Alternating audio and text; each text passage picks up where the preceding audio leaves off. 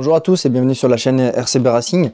Aujourd'hui, j'ai le plaisir, grâce à Braise Modélisme, de pouvoir vous présenter un modèle qui me tient à cœur, dans le sens où j'ai eu la première version, une des premières versions en brushless. Et là, du coup, c'est le NXT 2.0 qui est sorti il y a quelques temps maintenant, mais en version nitro, donc thermique. Et on va pouvoir voir un petit peu, vous envoyer vraiment tout ce qu'il y a nécessaire, ce que vous auriez besoin si vous voulez vous acheter ce véhicule là, pour pouvoir démarrer sereinement, ok, et tranquillement avec le modèle.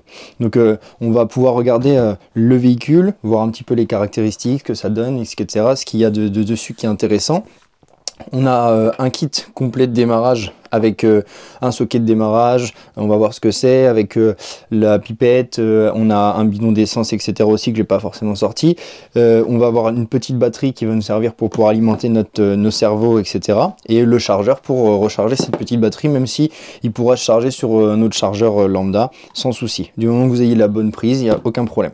Je mets juste ça de côté pour l'instant, on va discuter un petit peu du véhicule. Donc, je vous ai dit, c'est un véhicule qui est déjà sorti depuis un petit moment, mais voilà, c'est ce que j'aime déjà dans ce véhicule, c'est que le look est vraiment cool, je le trouve vraiment joli, c'est une belle voiture. Là, c'est en plus de ça, tout est designé en France, enfin, c'est fabriqué, c'est construit et usiné ailleurs, mais tout est conçu, okay, par un Français. Donc ce NXT de la marque Obitech, donc NXT Spirit, la première version, je l'ai eu aussi cette version, c'est vraiment des bonnes voitures. Ce que je trouve vraiment bien dans ces véhicules là, c'est du 1/8 et on se rapproche vraiment d'un véhicule châssis type compétition. On n'est pas sur vraiment un châssis compétition, mais on est vraiment entre loisir, compétition. On commence vraiment à avoir quelque chose de vraiment intéressant, d'assez performant, et en lui rajoutant quelques petites modifs, on peut vraiment arriver sur quelque chose qui est vraiment cool. Ne serait-ce que déjà le moteur, on a un moteur alpha, c'est les 2.1 je crois, on va reverra ça tout à l'heure, mais les moteurs alpha qui sont vraiment des bons moteurs, et on va pouvoir, je vais vous faire vraiment une vidéo pour tester, faire le rodage, etc. On va voir tout ça ensemble, mais voilà. Donc sur cette face on a ça, sur cette face notre photo du véhicule. Donc c'est un véhicule qui est RTR, prêt à rouler, mais ça n'empêche pas que voilà, il y a certainement peut-être des petits réglages à faire, surtout sur du thermique. Après je dirais que si le véhicule vous plaît, mais que le thermique, voilà, vous n'êtes pas sûr, peut-être mieux partir sur la version brushless. C'est vraiment typiquement le même châssis et tout ça, simplement que voilà, la motorisation là elle est thermique et sur l'autre ce serait une brushless. Donc on va sans plus attendre l'ouvrir, on va regarder ça et je vais vous montrer un petit peu le véhicule, ce qu'il y a et ce qu'on va pouvoir faire avec ça. Donc voilà, j'ai sorti le véhicule de sa boîte. Donc comme je vous disais, moi je trouve que c'est vraiment un super look de véhicule. Il y a eu quelques modifs par rapport aux anciens modèles, mais c'est un truc, quand on l'a en main, ça fait vraiment, voilà, ça fait voiture, c'est pas un jouet quoi, pour le coup. Il y a pas mal de petites caractéristiques qu'on n'a pas, je sais pas forcément regardé. Donc là, il nous donne pas mal de choses en français sur la boîte. On a un nouveau design. Après, on a tout ce qui est cerveau. En termes de cerveau, tout est du Connect en marque de cerveau sur le véhicule. Donc on a un cerveau de 17 kg sur la cerveau de direction, et un cerveau de gaz et de frein, un cerveau de 7 kg. Donc la motorisation, c'est un 3,5 cm3. Donc je vous disais, c'est le Alpha 21. Ensuite on va avoir un échappement inline, donc ça généralement c'est des options qu'on peut avoir, c'est pas forcément d'origine sur ces véhicules, donc là c'est vraiment bien qu'on ait ça.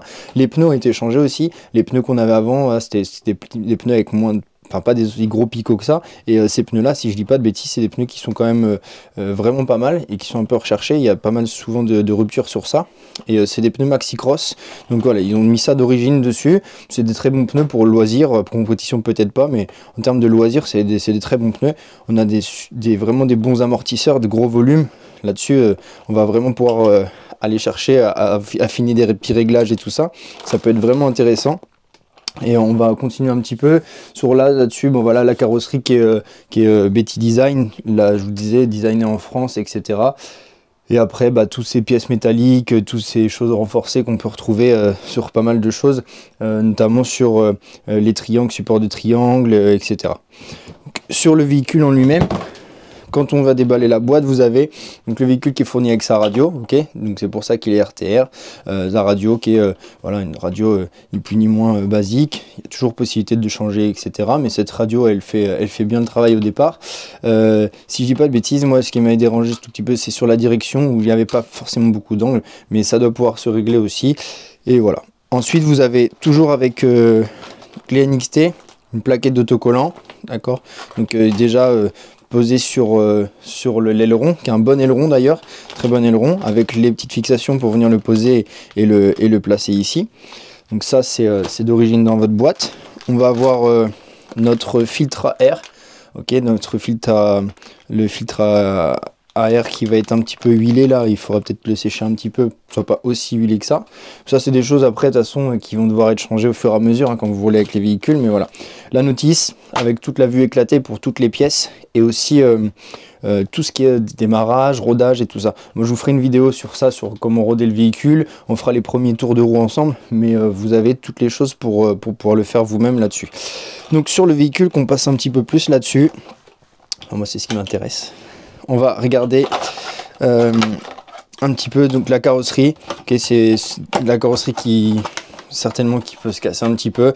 C'est des petits buggy hein, où on va faire un peu de saut si vous faites un petit peu de piste ou quoi.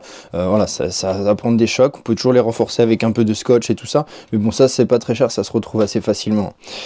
Donc ensuite sur le véhicule, bon là on a, voilà, je vous dis c'est vraiment un truc, c'est du costaud quoi. C'est même quand je l'ai en main, voilà, j'ai un châssis métal, d'accord, un châssis alu, j'ai vraiment un bon gros moteur, j'ai tout mon ordinateur ici qui est en alu, enfin c'est vraiment, je trouve c'est une belle pièce.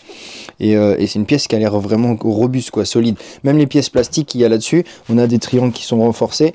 C'est vraiment des gros triangles. Ils sont vachement renforcés et tout ça. Et ça, ces plastiques-là, je suis obité que c'est vraiment archi solide. On a notre réservoir, d'accord, qui est juste ici. On va avoir donc du coup 2 compartiments. Un premier ici pour tout ce qui est récepteur. Ok, qui est vraiment serti avec des petits clips pour pas que ça se retire si jamais il y a un choc. Idem pour la batterie qui va venir se placer ici. Ensuite notre premier cerveau là de gaz, d'accord, qui va venir ouvrir et laisser passer plus d'air, etc.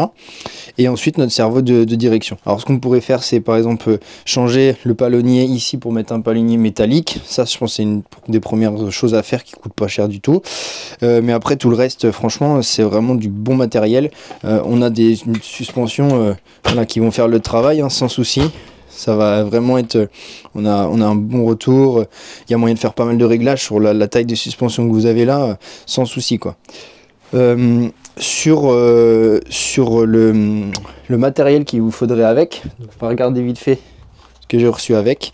Donc une petite batterie, donc c'est des petites batteries qui vont venir se positionner là juste ici où je vous ai montré tout à l'heure. Tac. Donc voilà. Ça c'est vraiment, faut être sûr qu'elle soit bien chargée, faites attention avec ça. S'il y a un défaut là-dessus, une mauvaise connectique ou quoi, vous pouvez avoir de la casse, donc essayez de vraiment bien charger ça dans un premier temps. C'est important de vérifier vraiment la charge de ça. Donc le petit chargeur pour justement charger cette batterie là. Et puis ensuite notre kit de démarrage. Là on va retrouver quelques petits outils. On va retrouver notre pipette, d'accord, pour pouvoir faire le plein sans en mettre partout non plus. On va retrouver ici cette clé qui va être importante pour pouvoir venir serrer, desserrer notre bougie et la retirer. Il y en a une autre en plus ici, hein, ça peut toujours servir sur quelques trucs. Le chargeur et le socket de démarrage. Le socket de démarrage, oui, il faudra vraiment aussi faire attention à ce qu'il soit chargé. Des fois, on passe 100 ans à essayer de démarrer la voiture, à s'agacer, etc. Alors que c'est juste que en fait, le socket de démarrage, il n'est pas chargé et donc forcément, il ne peut rien se produire. Donc, il faut essayer d'être carré là-dessus. Dès que je veux démarrer en voiture thermique, c'est pas comme d'électrique, il faut vraiment que tout soit chargé, je sois sûr de tout ça. Et je vous ferai de toute façon un petit tuto pour essayer de pouvoir voir comment démarrer son véhicule sans trop de soucis et mettre les choses en place. Voilà. Je pense avoir fait à peu près le tour du véhicule. Après voilà, il y a peut-être certainement d'autres choses à voir. Je compte plutôt vous en parler quand on roulera sur les prochaines fois et voir un petit peu les détails de tout ce qu'on peut retrouver. Maintenant sur Brez Modelis, vous pourrez retrouver tous les détails du véhicule. Et là je voulais juste vous le présenter, vous faire voilà le petit pack qu'il vous faudrait pour si vous voulez démarrer le véhicule, démarrer le thermique avec ce véhicule là. Le véhicule lui-même coûte dans les 400 €. Vous devez avoir une batterie chargeur pour quarantaine d'euros. Et ensuite le kit de démarrage là, pareil, qui est dans une trentaine d'euros. Il faudra compter aussi l'essence, ok, qui est donc le carburant, mais des piles pour la radio, et sinon voilà, vous êtes prêt pour démarrer. Donc on va dire pour un petit budget de 500 €, vous êtes prêt à démarrer, et c'est vraiment pas très cher dans le sens où ce véhicule là il se rapproche vraiment d'un modèle plus compétition, et vous ne retrouverez pas des modèles thermiques avec autant d'options, autant de belles pièces, autant de choses finies comme ça pour un prix aussi peu élevé. Et dans le sens où aussi vous avez la possibilité de mettre plein d'options, toutes les options qu'il y a en fait, alu, etc. Vous avez par exemple sur l'autre modèle, si je me trompe pas, vous avez possibilité de mettre toutes ces petites pièces là ici en alu. Vous avez possibilité de changer derrière des petites plaques pour les positionner et les mettre en carbone. Tous les triangles ici qui sont déjà en alu, vous pouvez les mettre en carbone aussi. Toutes ces pièces, elles sont compatibles que ce soit sur le thermique ou sur le brushless, vu que c'est le même châssis.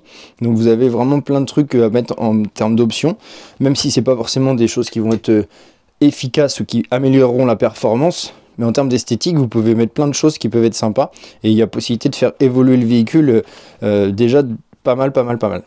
Voilà, j'espère que j'ai répondu un peu à vos questions. Si jamais vous avez des questions sur le véhicule, faut pas hésiter, hein, c'est le but. Je répondrai au maximum, je réponds au maximum à tout le monde. Et si vous avez quelques questions, quelques remarques, je les prends en compte, et puis je vous répondrai. Voilà, merci beaucoup, à bientôt pour le rodage du véhicule.